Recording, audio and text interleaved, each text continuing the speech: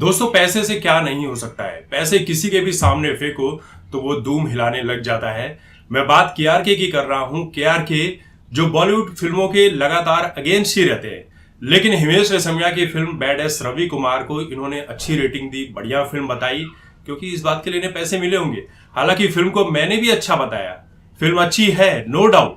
लेकिन वही केआरके अगर छत्रपति संभाजी महाराज के जीवन के ऊपर ये जो फिल्म बनी है छावा, इसे कहे कि एक घटिया फिल्म है, वाहियात फिल्म है, कल्लू कालिया विकी कौशल ने, कैटरीना का ड्राइवर विकी कौशल, इसने इस फिल्म में रोल ही ढंग का नहीं किया है, फिल्म बकवास है, तो आप क्या कहोगे? ये सही तरीके से दिखाता है कि इस देश के, आप बार बार कहेंगे कि भाई ऐसी बात क्यों करो, लेकिन इस देश में इस फिल्म को किसी भी मुस्लिम ने पसंद नहीं किया है।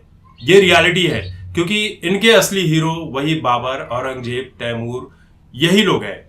इन्हीं को ये अपना असली हीरो मानते हैं और छत्रपति शिवाजी महाराज के ऊपर, छत्रपति संभाजी महाराज के ऊपर, महाराणा प्रताप के ऊपर जब भी इस तरह की फिल्में बनाई जाती है, तब इसे ये लोग काल्पनिक फिल्म बताते हैं कि इन्हें झूठ मूठ का योद्धा दिखाया जा रहा है। और वही काम केआरके भी कर रहा है।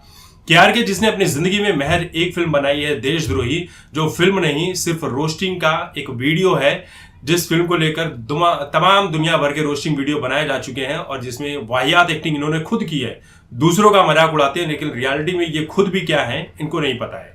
ठीक है, कुछ बातें केआरके बहुत अच्छी करते हैं, बॉलीवुड में जो पोल खोल करते हैं बहुत अच्छी है, लेकिन जब आप किसी योद्धा के ऊपर बात कर रहे हो तो आपको उसका ज्ञान होना चाहिए। इनको किसी भी योद्धा के बारे में कोई ज्ञान नहीं है, जो हमारे देश के शूरवीर योद्धा है। कहते हैं कि फिल्म के बहुत सारे पार्ट मराठी में डायलॉग थे, मुझे समझ में नहीं आए। जब समझ में नहीं आया तो भाई रिव्यू क्यों कर रहे हो?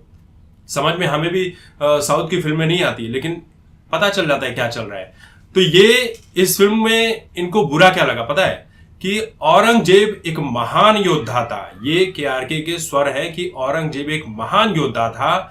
वो उसके पास इतनी बड़ी सेना थी, 50,000 घोड़े थे, 25,000 हाथी थी।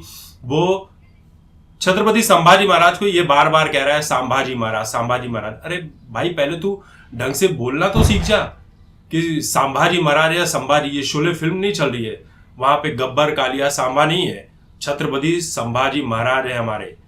उनके लिए नाम लेने के टाइम पर भी हम 100 बार सोचते हैं कि कहीं गलती से भी हम छत्रपति लगाना ना भूल जाए, क्योंकि वो मान सम्मान इज्जत उन्होंने कमाया है, हिंदुत्व की वो लड़ाई लड़ी है, तब जाकर हम जैसे लोग आज इस तरह के वीडियो बना रहे हैं, हम जीवित हैं। वरना मुगलों के समर्थन में तो मुगलों की आज भी फौजें हमारे और आपके बीच घूम रही हैं। जो मुगलों की जरा सी भी बुराई कर दो तो इनको ऊपर से लेकर नीचे तक आग लग जाती है, बुरा लग जाता है।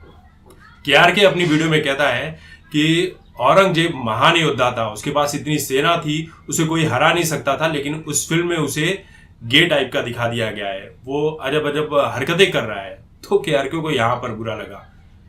देखो, अक्षय खन्ना ने औरंगजेब का रोल अच्छा किया है, देखकर लग रहा है कि उसे देखकर नफरत होनी चाहिए, लेकिन केआरके को बुरा लग रहा है और केआरके जैसे तमाम जो लोग हैं उनको बुरा लग रहा है। और संभाजी महाराज को बार बार संभाजी महाराज, वो तो यहां वहां अपनी सेना को लेकर भागते रहता था। ये केआरके के स्वर है कि भागते रहता था, वो उसको हरा दिया। बाद में संभाजी महाराज को ऐसा दिखा दिया गया कि उसको ये फिल्म उनकी महानता के लिए नहीं, बल्कि संभाजी महाराज के इंसल्ट करने के लिए बनाई गई है कि उनका हाथ काटा जा रहा है, पैर काटा जा रहा है, आंखें निकाली जा रही है, जीभ काटा जा रहा है। और केआरके का ये कहना है कि ये कहानी बनावटी और काल्पनिक है, ऐसा कुछ भी हुआ ही नहीं था। अब ये केआरके जैसे लोग बताएंगे कि छत्रपति संभाजी महाराज का इतिहास क्या था, बाकी के सारे इतिहासकार झूठे हैं। ये कहानी जिस बुक के ऊपर बनी है, वो बुक बहुत सालों पहले लिखी जा चुकी है, उसके राइटर आज इस दुनिया में है भी नहीं, और केआरके उसके बाद पैदा हुआ है। तो इतिहासकार जो इस देश के हैं वैसे तो नहीं थे। इनको बस वही इतिहासकार पसंद आता है जो मुगलों की तारीफ करे कि मुगल इतने महान थे, 300 साल राज किया, जबकि आपस में ही ये लोग मर्दों में बड़ा इंटरेस्ट रखते थे। कोई अपनी बेटियों में इंटरेस्ट रख रहा है, कोई 14 शादियां कर रहा है। कहता है कि औरंगजेब से लोग इस वजह से नाराज थे क्योंकि उसने ताजमहल बनवाया था, ये किया था, वो किया था। मतलब मिला जुला कर इस देश में आज भी वो लोग हैं जो कभी भी छत्रपति संभाजी महाराज, छत्रपति शिवाजी महाराज, महाराणा प्रताप जी, इन सबको योद्धा मानते ही नहीं है। ये सब काल्पनिक कहानियां लगती है। हमारे देश में ऐसे टीवी सीरियल भी बनाए गए जहां पर अकबर जैसे लुटेरों को महान दिखाया गया है, देश का सूत्रधार बताया गया है कि इनके जैसे ही देश की जीडीपी, ये भी कह रहा है KRK कि औरंगजेब के टाइम पर इंडिया की जीडीपी बहुत आसमान पर थी।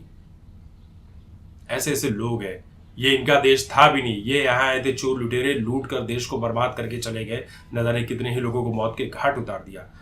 तो ऐसे लोगों को इग्नोर करो। आप छावा फिल्म देखिए, जरूर देखिए, आपके इतिहास को जानना बहुत जरूरी है। ये कोई काल्पनिक कहानी नहीं है, फिल्म को बहुत अच्छी तरीके से बनाया गया है। हालांकि इसमें कुछ जगहों पर डायलॉग्स अच्छे हो सकते थे, जैसे औरंगजेब जब छत्रपति संभाजी महाराज को ये कहता है कि तुम हमारी तरफ आ जाओ, तो छत्रपति संभाजी महाराज को ये कहते हुए दिखाया जा सकता था कि संभाजी 100 बार 1000 बार मर सकता है लेकिन तेरी तरफ नहीं आएगा। ऐसे कई डायलॉग रियल लाइफ के हैं जो वहां पर नहीं दिखाए गए। हालांकि उन छोटी मोटी चीजों को आप इग्नोर कर सकते हैं, बाकी ओवरऑल फिल्म बहुत अच्छे तरीके से बनाई गई है।